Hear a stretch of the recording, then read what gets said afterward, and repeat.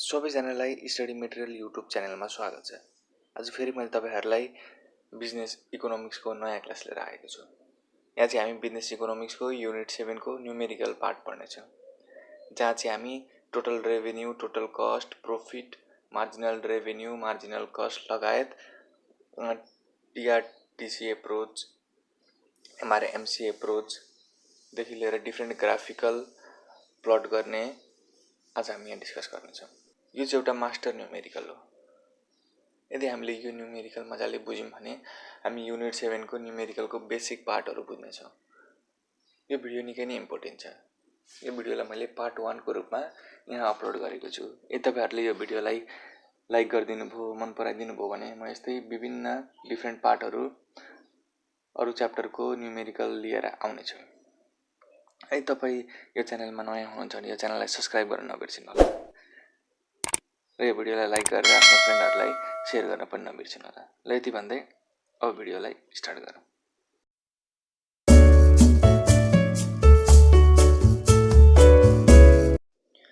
यहाँ हामीले लिएको छौं एक्जाम्पल नम्बर 7.4 जहाँ चाहिँ हामीलाई प्राइस, क्वान्टिटी र टोटल कस्ट दिएको छ। यहाँ तपाईहरु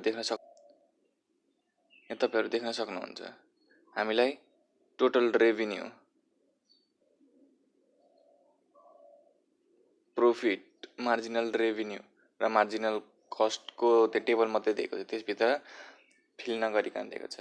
हाम्रो फर्स्ट रिक्वायरमेन्ट भनेको चाहिँ यहाँ तपाईं क्वेशनमा देख्नुहुन्छ कम्प्लिट द एबोभ टेबल भनेर छ। अनि दोस्रो भनेको ड्र टीआरएनटीसी कर्व। तेस्रोमा छ फाइन्ड प्रॉफिट म्याक्सिमाइजिङ लेभल। यसैगरी फोर्थमा ड्र एमआरएमसी कर्व भनेर दिएको छ। अनि त्यसपछि फाइन्ड प्रॉफिट म्याक्सिमाइजिङ एमआरएमसी एप्रोच दिएको छ। अनि what is the relation between MC and the price of 7 unit of output. तपाईले चाहिँ मार्जिनल कस्ट फाइन्ड गरेर चाहिँ 7th युनिट अफ आउटपुट र मार्जिनल कस्टमा चाहिँ के रिलेसन छ त्यो फाइन्ड गर्नुपर्ने भनेको छ। जी नम्बरमा what type of market does it indicate and why भनेर सोधेको छ। ल हाम्रो फर्स्ट रिक्वायरमेन्ट भनेको चाहिँ कम्प्लिट द एबोभ टेबल छ। सुरुमा चाहिँ तपाईले के गर्नु पर्यो, टेबललाई कम्प्लिट गर्नु पर्यो। टेबल कम्प्लिट गर्नको लागि हामीले यहाँ फाइन्ड गर्नुपर्ने हुन्छ total cost, total revenue, profit, marginal revenue, marginal cost. ल अब ठ्याक्कै यही टेबललाई हामी यहाँ देखाउँछौं। हामीलाई यहाँ प्राइस, क्वान्टिटी र टोटल कस्ट दिएको छ। हो त्यही प्राइस, क्वान्टिटी र टोटल कस्ट हामी यहाँ जस्ताको त्यस्तै राख्छौं। प्राइस त्यही राख्यौं, क्वान्टिटी त्यही राख्यौं र टोटल कस्ट त्यही राख्यौं। अब हामीले टोटल रेभेन्यू फाइन्ड गर्नुपर्ने हुन्छ। अब हामीलाई फर्मुला थाहा हुनुपर्छ total revenue is equal to price into quantity भनेर। टोटल रेभेन्यूको फर्मुला भनेको के हो, प्राइस इन्टु क्वान्टिटी। तपाई यहाँ देख्न सक्नुहुन्छ हामीलाई यहाँ प्राइस पनि दिएको छ, क्वान्टिटी पनि दिएको छ। अब हामीले के गर्नु पर्यो, P into Q. Total revenue भनेको पी इन्टु क्यू हो। अब 10 इन्टु 0 0, 10 इन्टु 1 तपाई अब यहाँ हेर्न सक्नुहुन्छ यो 10 इन्टु 0 यहाँ आयो 0, 10 इन्टु 1 10, 10 इन्टु 2 20, 10 इन्टु 3 30 हो। यसै गर्दै के गर्नु पर्यो हामीले टोटल रेभेन्यूको यहाँ 10 इन्टु 10 100 गरेर लास्टमा यसरी total revenue curve table fill गर्नु पर्यो। टोटल रेभेन्यू फिल भइसक्यो। हामीलाई टोटल कस्ट के भएको छ, हामीलाई टोटल कस्ट दिइसकेको छ। हामीलाई टोटल कस्ट के भएको छ, दिइसकेको छ भने चाहिँ हामीले के भयो, हामीले प्राइसको यो भर्यौं, क्वान्टिटी भइहाल्यो, टोटल रेभेन्यूको फिल गरिहाल्यौं, टोटल कस्ट दिएको छ। अब हामीलाई प्रॉफिट फाइन्ड गर्नुपर्ने हुन्छ। प्रॉफिटको फर्मुला के हुन्छ भने profit is equal to total revenue minus total cost हुन्छ। प्रॉफिटको फर्मुला के हुने भयो, total revenue minus total cost. अब हामीलाई यहाँ टोटल रेभेन्यू पनि थाहा छँदैछ, टोटल कस्ट पनि थाहा भइहाल्यो भनेपछि अब प्रॉफिट निकाल्ने फर्मुला के भयो, total revenue minus total cost भनेको यो 0 माइनस 8 गर्दाखेरि कति, 0 माइनस 8 गर्दा माइनस 8 भयो। 10 र 12 माइनस गर्दा कति भयो, माइनस 2 भयो। 20 र 14 माइनस गर्दा कति भयो, 6 भयो। यसरी नै हामीले total revenue minus total cost गरेर प्रॉफिट निकाल्न सक्छौं। लास्टको हामी हेरौँ 100 र 110 माइनस गर्दा -10 हो। यसरी नै हामीले के गर्यौँ प्रॉफिट पनि टेबल फिल गर्यौँ। अब हामीले फाइन्ड गर्नुपर्ने हुन्छ मार्जिनल रेभिन्यू। मार्जिनल रेभिन्यू भनेको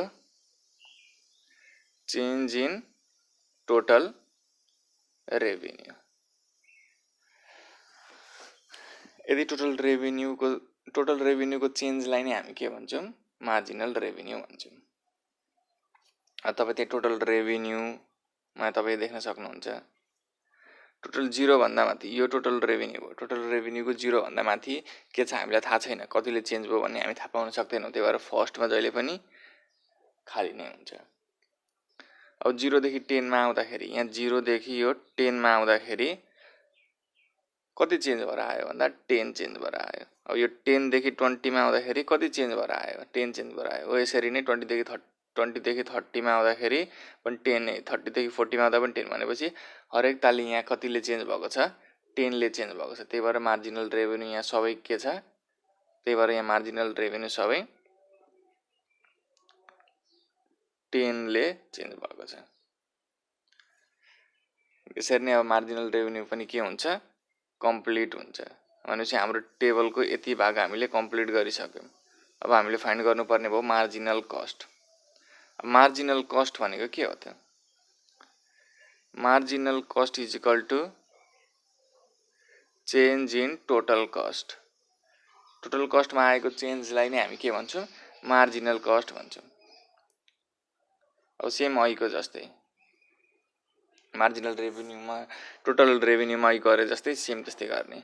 यो 8 भन्दा माथि के छ कतिले चेन्ज भयो हामी थाहा पाउन सक्दैनौँ, त्यही भएर यहाँ ड्यास नै आयो। अब 8 देखि 12 मा आउँदा कतिकोले चेन्ज भएको छ भन्दा 4 ले। 12 देखि 14 मा आउँदा 2 ले। हो यसरी नै 14 देखि 15 मा आउँदाखेरि 1 ले। 15 देखि 17 मा आउँदाखेरि 2 ले।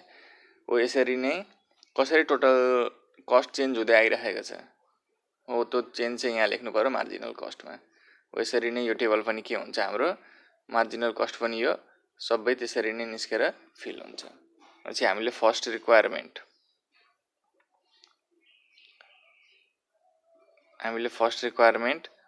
कम्प्लिट द एबोभ टेबल भन्ने के गर्यौँ कम्प्लिट गरौँ। अब त्यही अनुसार हामीले के गर्नु पर्यो टिआर र टिसी कर्भलाई प्लट गर्नु पर्यो। भनेको हामीले अब टिआर र टिसी कर्भ भनेको यो टिआर को भ्यालु र टिसी को भ्यालु विथ रेस्पेक्ट टु क्वान्टिटीको आधारमा चाहिँ के गर्नुपर्छ हामीले प्लट गर्नुपर्छ र एउटा फिगर बनाउनुपर्छ। अब तपाईलाई म यहाँ फिगर देखाउँछु। यहाँ तपाईँ देख्न सक्नुहुन्छ फिगर बनाउँदा मुनि के हुन्छ एक्स एक्सिसमा युनिट अफ आउटपुट लेख्नुपर्छ र वाइ एक्सिसमा टोटल रेभिन्यू र टोटल कस्ट। अब हामीलाई यहाँ गिभन पोइन्टहरू दिएका छन्। पोइन्ट कसरी छुट्याउने भन्दाखेरि हाम्रो क्वान्टिटी एक्स एक्सिसमा छ, टोटल रेभिन्यू के छ वाइ एक्सिसमा छ। भनेपछि हाम्रो पोइन्ट के भयो 0,1, 1,10, 2,20, 3,30, 4,40, 5,50, 6,60 गर्दै यसरी के हुन्छ हाम्रो एउटा यसरी भन्छ पहिलोमा 0,0 भन्यो फर्स्टको। दोस्रो पोइन्ट हाम्रो के हुन्छ 1,10 यसरी यहाँ देख्नुहुन्छ 0,0, 1,10।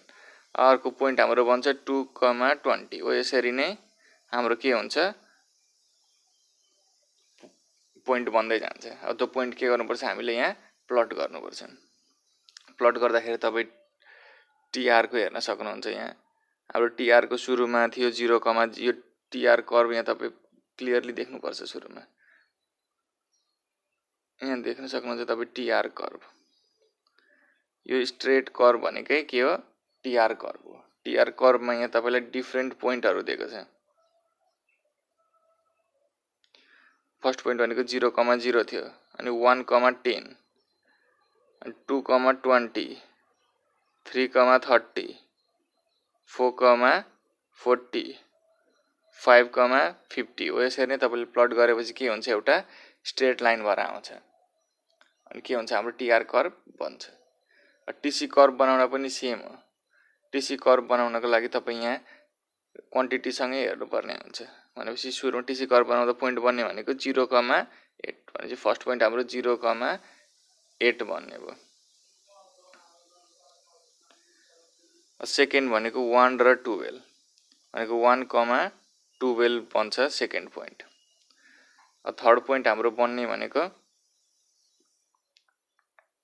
थर्ड पोइन्ट यहाँ के भन्छ 3,15 भनेपछि हाम्रो थर्ड पोइन्ट भनेको 3,15 हो। यसरी नै तपाईँले डिफ्रेन्ट पोइन्टहरू यहाँ अन्तिमैसम्मको पोइन्ट बनाउनुपर्छ र त्यो पोइन्ट बनाइसकेपछि तपाईँले यहाँ के गर्नुपर्छ त्यही पोइन्टलाई एउटा कर्भमा हाल्नुपर्छ। अनि त्यो कर्भमा हाल्दा तपाईँको कर्भ कस्तो बन्छ यस्तो कर्भ बन्दो रहेछ। यो कर्भ चाहिँ हाम्रो कुन कर्भ हो टिसी कर्भ हो। यसरी टिसी कर्भ पनि बन्छ, टिआर र टिसी कर्भ बन्छ। अब find the profit maximising level of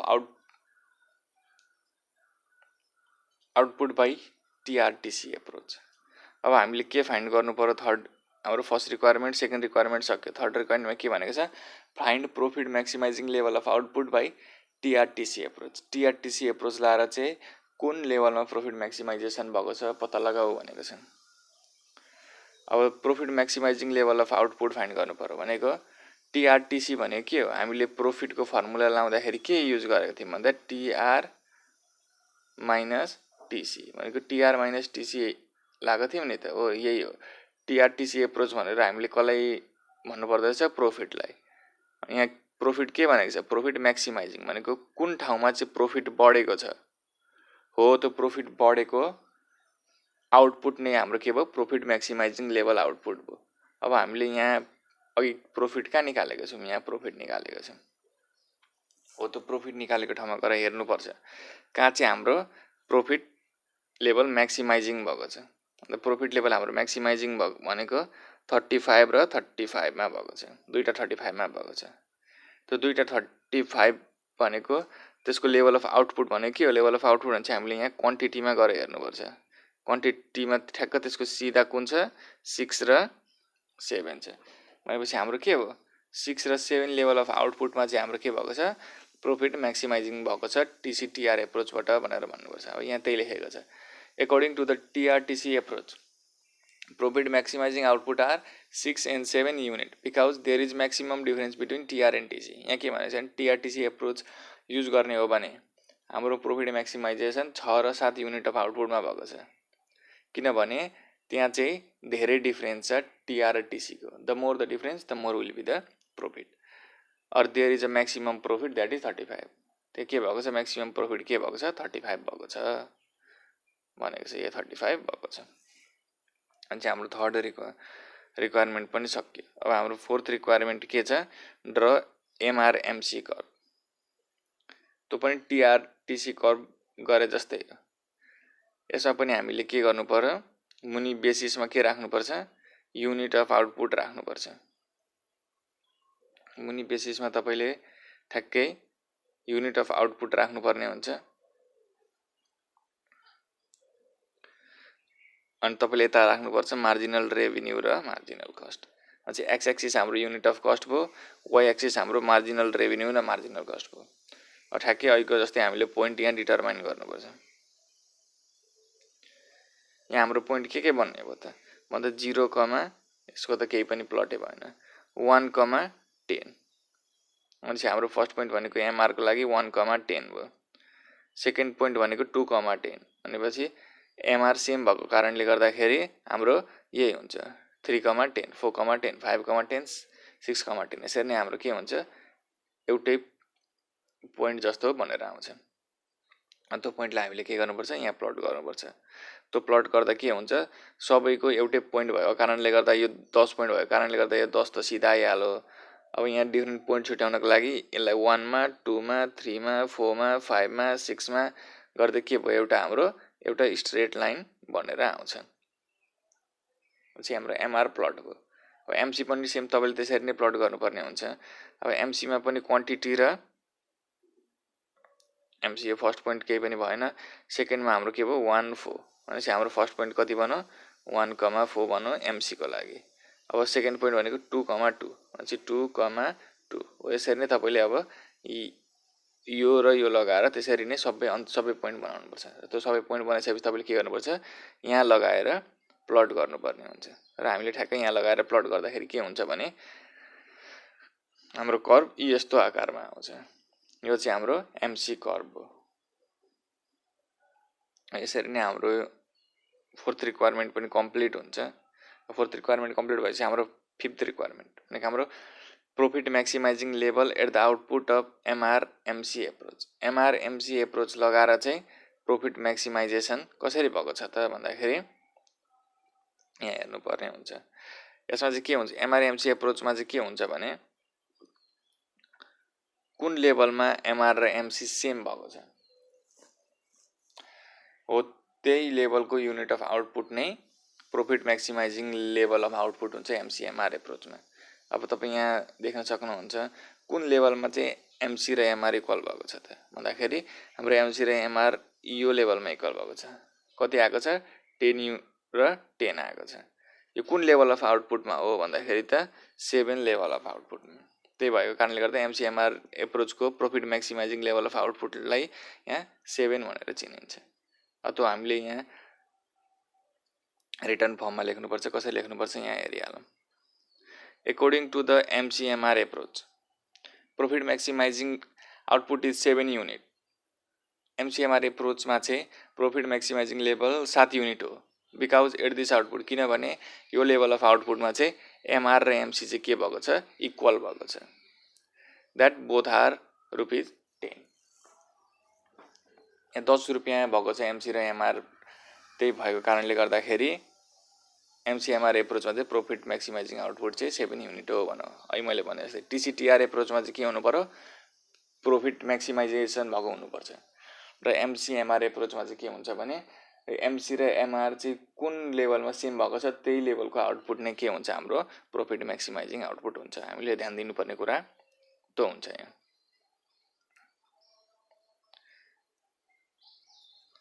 अब हाम्रो अर्को क्वेसन के छ भने what is the relation between MC and the price of 7th unit of output.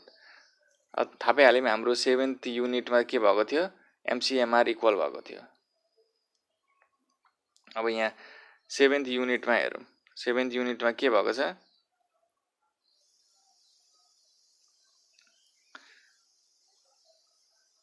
अब यहाँ तपाईँ 7th अब यहाँ क्वेसनको त्यसको एन्सर हेरौँ। At the 7th unit of output price and marginal cost are equal. 7th युनिटमा चाहिँ के भएको छ, प्राइज र मार्जिनल कस्ट चाहिँ इक्वल भएको छ। त्यही कुरा यहाँ भनिएको छ। तिमीले प्राइज र मार्जिनल कस्ट भनेको छ यहाँ। अब 7th लेभल अफ युनिटमा हेरौँ। 7th लेभल अफ युनिटमा चाहिँ प्राइज र एमसीको रिलेसन के छ भन्छ। यहाँ प्राइज पनि के छ, हाम्रो 10 छ। अनि मार्जिनल कस्ट पनि के छ, यहाँ हाम्रो 10 छ। हामी के भन्न सक्छौँ त, यसको रिलेसन के छ त भन्दाखेरि at 7th unit of output the price and marginal cost are same. यही हो त्यसको रिलेसनसिप। अब अर्को क्वेसन आयो, what type of market does it indicate and why भनेको छ। यो चाहिँ कस्तो टाइपको मार्केट हो र किन। अब यसको एन्सर के छ भने it indicate the perfectly competitive market or perfect competition because average revenue and marginal revenue are constant and equal. यदि एभरेज